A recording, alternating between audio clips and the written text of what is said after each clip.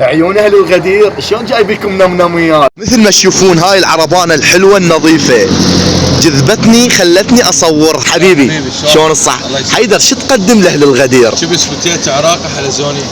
يعني هاي بوتيتا عراقيه؟ عراقيه ما شاء الله شقد حلوه تنذب بالطاوه.